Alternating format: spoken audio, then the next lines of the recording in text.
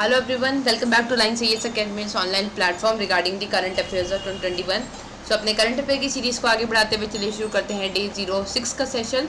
आपका डे 05 में जो रिवीजन टेस्ट हुआ था उसके आंसर की आपके नीचे कमेंट सेक्शन में अपलोड कर दी गई है। सो अपने स्कोर्स को चेक कर लीजिएगा। ठीक, आज का सेशन स्टार्ट करते हैं पहले क्वेश्चन के साथ। Which among of the following slash are correct? In early 1919, the All India Khilafat Committee was formed under the leadership of Ali brothers, Maulana Abul Kalam Azad, Ajmal Khan, Hasrat Mohani, to force the British government to change its attitude to Turkey. Second statement है, an All India Khilafat Conference was held in Delhi in November 1919 and call was made to boycott the British goods. और आपके options हैं A only, B only, both या none. You have to find the correct statement regarding the Khilafat movement. Okay, so the answer will be both, which means आपके दोनों statement ठीक है। सो पहला statement जहाँ पे ये कह रहा है कि 1919 में हुआ था आपका ऑल इंडिया खिलाफत कमेटी बनी थी।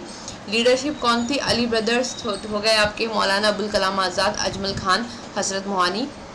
बिल्कुल ठीक है। दूसरा भी बिल्कुल ठीक है कि ऑल इंडिया खिलाफत कॉन्फ्रेंस जो थी वो दिल्ली में हुई थी नवंबर 1919 में, और यहाँ पे आपका जो ब्रिटिश गुड्स हैं उनको बॉयकॉट करने की बात करी गई थी।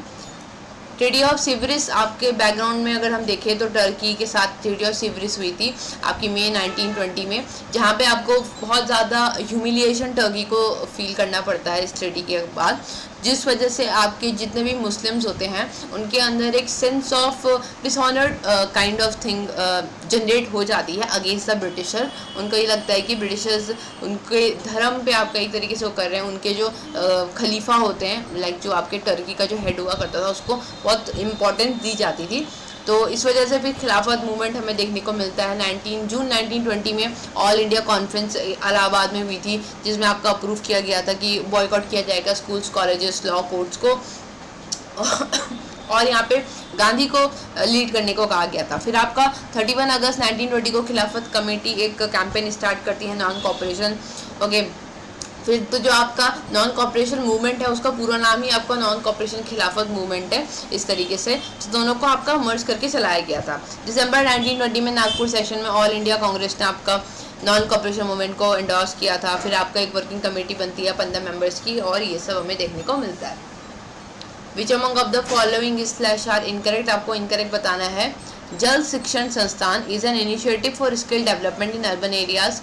The scheme of Jan Shikshan संस्थान वॉज फॉर्मली नोन एज श्रमिक विद्यापीठ। आपके ऑप्शन हैं A only, B only, both या नन। तो आपको इनकरेक्ट स्टेटमेंट बताना है। पहले कह रहा है कि जल शिक्षण संस्थान जो हैं ये आपके अर्बन एरियाज में डेवलप हो रहे हैं। दूसरे कह रहे हैं कि ये जो स्कीम है इसको श्रमिक विद्यापीठ भी कहा जा रहा है। आंसर होगा आपका बी ओनली, विच मीन्स आपका जो सेकेंड स्टेटमेंट है आपका वो गलत हो जाता है। बेसिकली आपका यहाँ पे जो इनकरेक्ट था, आपका यहाँ पे करेक्ट पूछा गया था कि आपका करेक्ट स्टेटमेंट कौन सा है। ओके, सो जो आपका पहला स्टेटमेंट है वो आपका रॉन्ग हो जाता है। ओके, और यहाँ पे आपका मिसप्रिंट है, इनकरेक्ट नहीं है, करेक्ट है। सो पहला स्टेटमेंट रॉन्ग इसलिए हो जाता है क्योंकि अर्बन नहीं, ये रूरल एरियाज़ के लिए लाया गया है।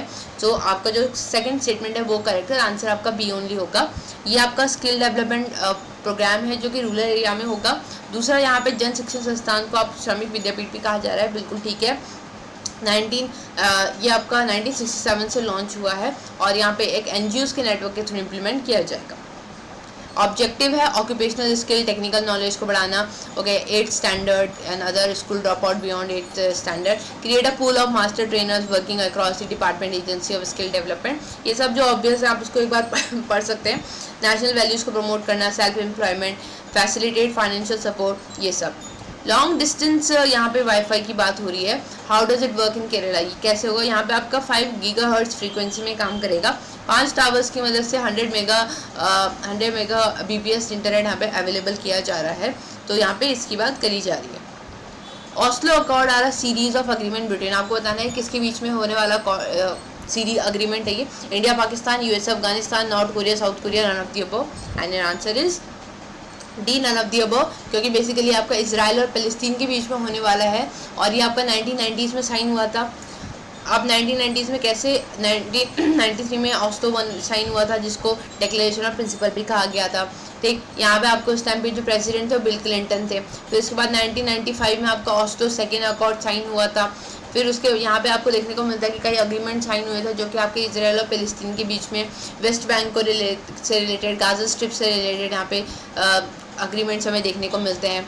Okay, So created more substantive changes to the West Bank and Gaza since the Israel won the control of the territory during the 1967 6 day war. तो 1967 में आपको पता होगा कि एक 6 day war हुआ था जहाँ पे इसराइल और बाकी ग्रुप ऑफ कंट्रीज ने के बीच में हुआ था, जिसमें इसराइल जीता था और इसराइल ने काफ़ी टेरिटरी आपकी ले ली थी इन कंट्रीज़ की।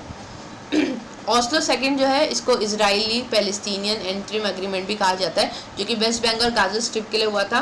इसने ऑस्लो 1 को एक्सपेंड किया था। यहाँ पे complete withdrawal of Israeli troops from 6 West Bank cities and about 450 towns, और एडिशनली इसमें एक टाइम टेबल भी दिया गया था कि इलेक्शंस होंगे आपके पैलेस्टीनियन लेजिस्लेटिव काउंसिल के लिए। Madhur floor mats belong to, आपको बताना कहाँ से बिलोंग कर रही हैं ये, West Bengal, Assam, Punjab, Haryana, and answer will be A West Bengal. So basically आपकी 2 वुमेन हैं जो वेस्ट बंगाल की, जिन्हें आपका नेशनल हैंडीक्राफ्ट अवार्ड दिया गया है इस मधुर फ्लोर मैट्स के लिए, ठीक। सो आपके लिए फिर इंपॉर्टेंट हो जाता है कि मैट्स आपके वेस्ट बंगाल से रिलेट कर रही हैं। यहाँ पे ये नेचुरल फाइबर से मिलके बन रही हैं, इन्हें मधुर काठी भी कहा जा रहा है। इंपॉर्टेंट है क्योंकि इनको GI टैग भी मिल चुका है, ओके, 2018 में। यहाँ पे राइजोम बेस्ड प्लांट आपका ये होता है जो कि आपका एलुवेल ट्रैक में मिलता है पूर्व पश्चिम मेदिनीपुर के। 1744 में नवाब अलीवर्दी खान जो है उन्होंने एक चार्टर इशू किया था कि वो जागीरदारों को इसमें देंगे। ये सब आपका पुराना हिस्ट्री का पार्ट है, बस इसको बस पढ़ सकते हैं, इंपॉर्टेंट नहीं है। India's largest floating solar photovoltaic project of 25 megawatt has been commissioned in Dash, and this is also the first solar project to be set up under the flexibilization scheme notified by the government of India in 2018। आपको बताना है कि India का पहला solar photovoltaic project जो है 25 megawatt का, ये कहाँ कमीशन हुआ है अभी recently? Madhya Pradesh, Andhra Pradesh, Arunachal Pradesh, none of the above. Answer होगा आपका बी, विच मीन्स आपका है आंध्र प्रदेश। सो आंध्र प्रदेश के विशाखापट्टनम में आपका ये हुआ है, कहाँ पे, सिमाद्री थर्मल स्टेशन में, एक रिजर्वायर में, और ये पहला सोलर प्रोजेक्ट है जो कि इस स्कीम के अंडर हुआ है, 2018 की स्कीम है। और once operational it is expected to minimize 46,000 tons of CO2 annually and it is believe to conserve this much amount of million litres of water per annum. So आप देख सकते हैं कि अगर एक बार के लिए ऑपरेशनलाइज हो जाता है तो ये कितना ज़्यादा आपका सेव कर सकता है।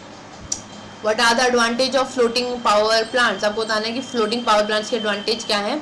तो वर्ल्ड बैंक के अकॉर्डिंग फ्लोटिंग सोलर प्लांट्स होते हैं ये नई अपॉर्चुनिटीज़ आपकी प्रेजेंट करते हैं, ताकि आपके सोलर जनरेटिंग कैपेसिटी कंट्रीज़, उन कंट्रीज़ में स्पेशली जहाँ पे हाई पॉपुलेशन डेंसिटी है और competing users for available land water, और ये सब आपका फ्लोटिंग पावर प्लांट्स के बारे में बताया गया।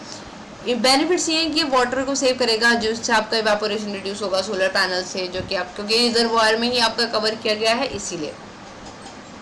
Consider the following statement, Moplah revolution was related to the agrarian policy of French rule in India. Mahatma Gandhi initially supported the revolution for its cause. आपके ऑप्शन है 1 ओनली, 2 ओनली, बोथ, 1 2, नीदर 1 और 2, और आपका आंसर होगा इसमें बी, विच मीन सिर्फ second statement सही है, पहला गलत है क्योंकि यहाँ पे फ्रेंच नहीं ब्रिटिश रूल है, बाकी बिल्कुल ठीक है। मोपला रेवोल्यूशन आपका एग्रीगेरियन पॉलिसी के अगेंस्ट में था। दूसरा, महात्मा गांधी ने आपको इनिशियली इसको सपोर्ट किया था, रेवोल्यूशन फॉर इट्स कॉज। सो यहाँ पे आपको मोपला या मापिला जो कि आपके केरला वाले एरिया में आपको देखने को मिलता है। सो ये आपका एक तरीके का नॉन कॉपरेशन मूवमेंट था जो कि आपके यहाँ पे ब्रिटिश की पॉलिसीज़ के अगेंस्ट देखने को मिला था। It was related to agrarian policy of British rule in India, later it to the communal color। तो पहले तो स्टार्ट ही as a oppose to British policies था, उसके बाद ये आपका कम्युनल उसमें चेंज हो जाता है। Consider the following statement regarding collegium system. Collegium of judges is the Supreme Court's invention. It is a system under which judges are appointed by an institution comprising judges। और आपके option है 1 only, 2 only, both, 1 2, neither 1 not 2, और आपका answer होगा इसमें सी, which means दोनों ठीक है। सो आपका सुप्रीम कोर्ट का ही इन्वेंशन है कोलोजियम सिस्टम, और यहाँ पे आपका कॉन्स्टिट्यूशन में नहीं दिया गया है, लेकिन यहाँ पे आपके जो जजेस हैं सुप्रीम कोर्ट के, हाई कोर्ट के, वो इसके थ्रू अपॉइंट किए जाते हैं। ये प्रेसिडेंट को रिकमेंड करते हैं, फिर प्रेसिडेंट अपॉइंट करते हैं।